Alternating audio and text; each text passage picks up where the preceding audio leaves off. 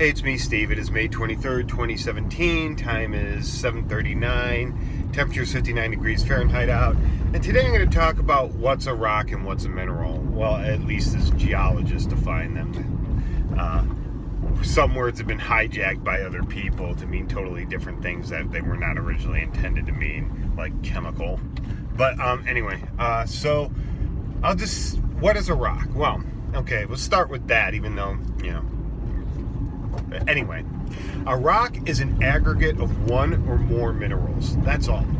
Doesn't matter if it's man-made or not. It's just when we're out mapping geologically, we tend to ignore, the man-made rocks. I mean, technically, asphalt's a rock, concrete's a rock. Those things are rocks. We will geologically map things that are of significant size at the scale we're mapping that are man-made, like in Chicago, within the city limits of Chicago. If you were to make a geologic map of it, it would probably be all fill, at least near downtown, because if a fill deposit is of significant thickness and extent, and enough has been dug out, we'll map that. Or for mapping zoomed in and there's an earthen dam or something, we might map that. But anyway. Okay, so what is a mineral? Well, the definition has changed since I went to college. A mineral used to be an inorganic chemical compound that forms bonds and is bonded by planar surfaces. I believe that's what it was. The planar surface thing is important, more important than the inorganic part. There are organic minerals, by the way. We expanded the definition since then. But, and the chemical composition within that mineral also cannot change, with the minor exception of things being substituted out. Like sometimes you can substitute,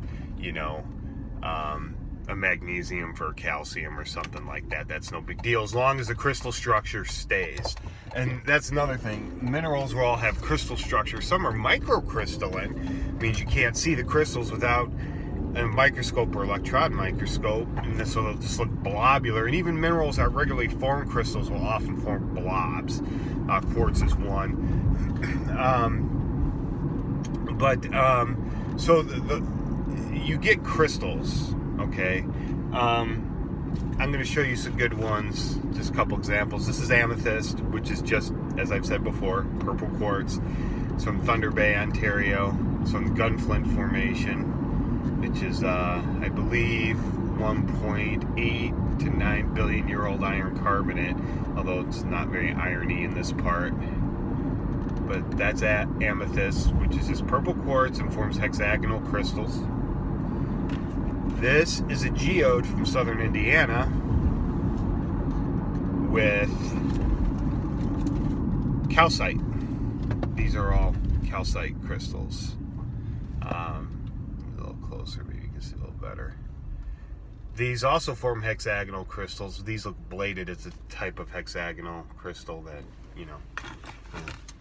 But like I said, just because something doesn't fit the standard, like a isometric, doesn't have to be a cubic crystal to be isometric.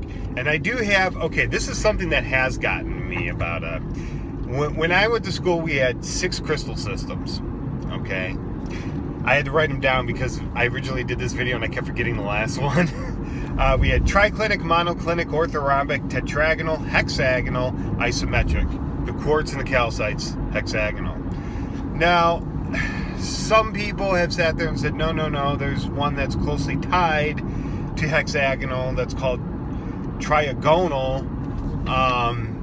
So that's really like a sub-system. But what's the point of doing that? I mean, so technically I guess you'd have 7 crystal systems, but you include one as a subsystem of another, and there's only one system that has this. What's the point? I mean, it seems redundant. You don't need. It's stupid, but mineralogists can do whatever they want. That's their field. This is my 2 cents about it. But I'm trying to see if I have any other ones. I think that's it. Oh, and then you have things that are rock-forming minerals. almost like in igneous plutonic bodies, we'll get certain minerals that almost always form the bulk of a rock. But I'll get into that in a later Geo-Rant. But I hope you learned something.